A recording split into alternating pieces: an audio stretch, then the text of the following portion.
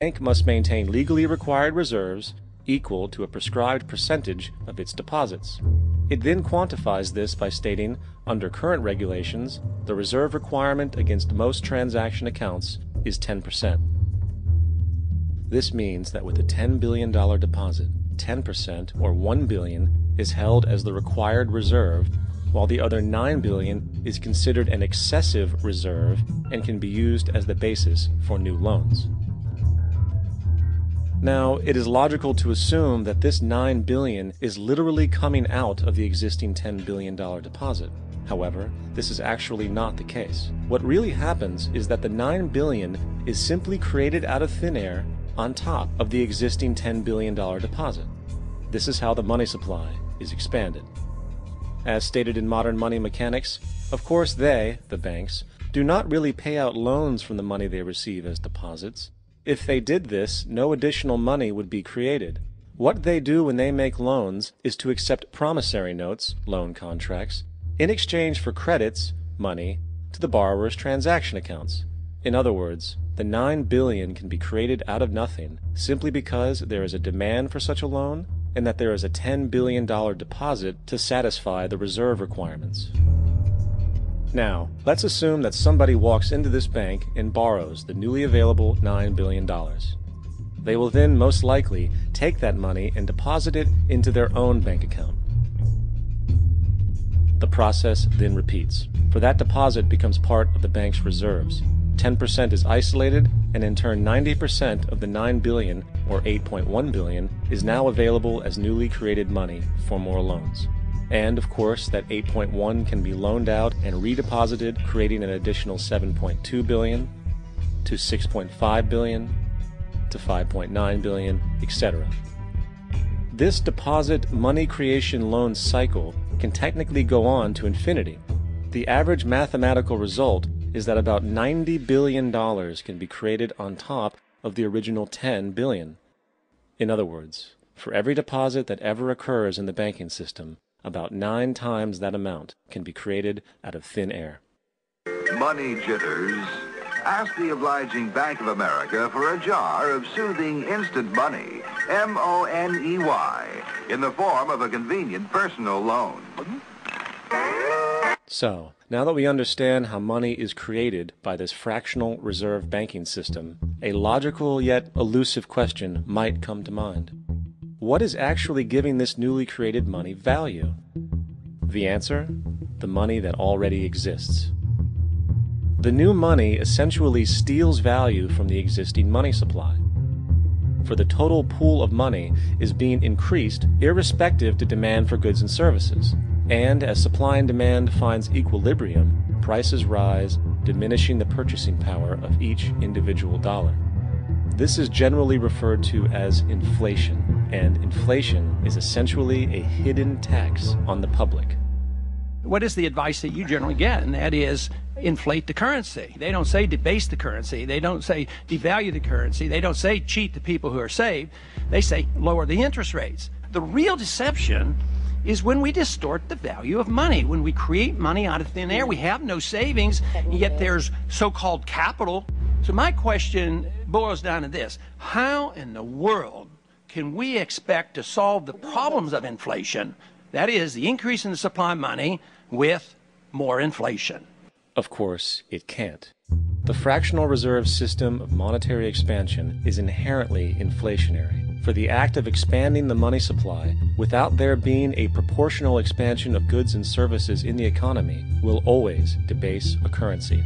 In fact, a quick glance at the historical values of the US dollar versus the money supply reflects this point definitively, for the inverse relationship is obvious. $1 in 1913 required $21.60 in 2007 to match value.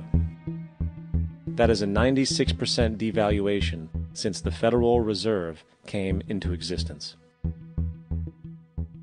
Now, if this reality of inherent and perpetual inflation seems absurd and economically self-defeating, hold that thought, for absurdity is an understatement in regard to how our financial system really operates. For in our financial system, money is debt. and debt is money. Here is a chart of the U.S. money supply from 1950 to 2006. Here is a chart of the U.S. national debt for the same period. How interesting it is that the trends are virtually the same. For the more money there is, the more debt there is. The more debt there is, the more money there is. To put it a different way, every single dollar in your wallet is owed to somebody by somebody. For remember, the only way the money can come into existence is from loans. Therefore, if everyone in the country were able to pay off all debts, including the government, there would not be $1 in circulation.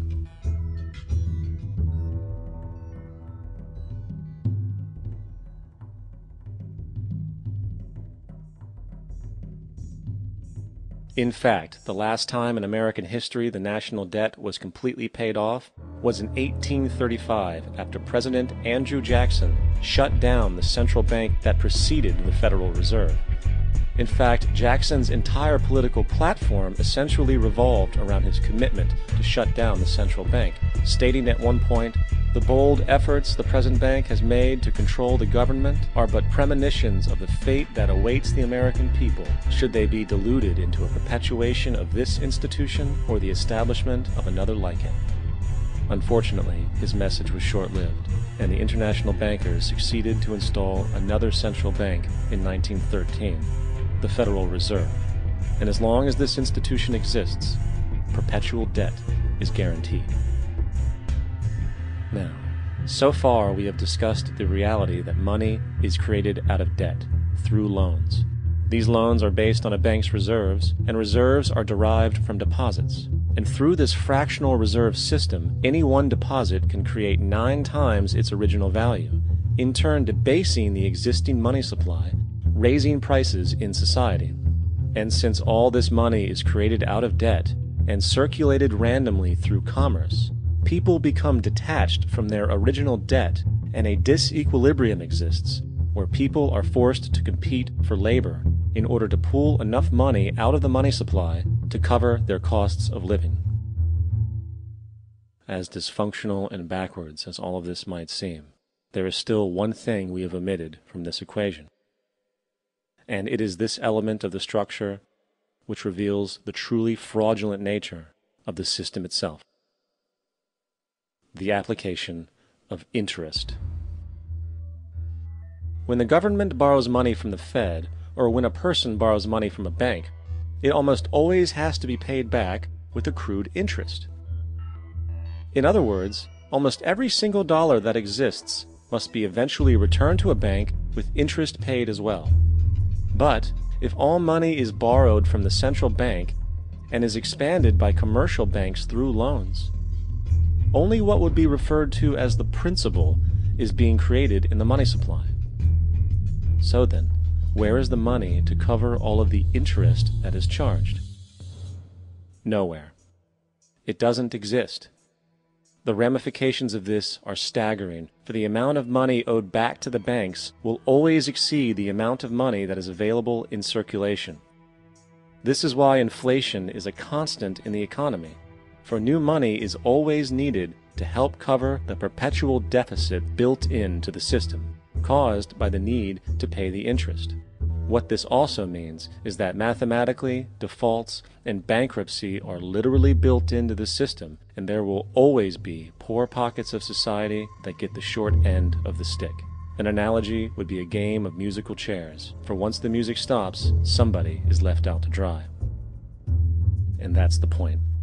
It invariably transfers true wealth from the individual to the banks.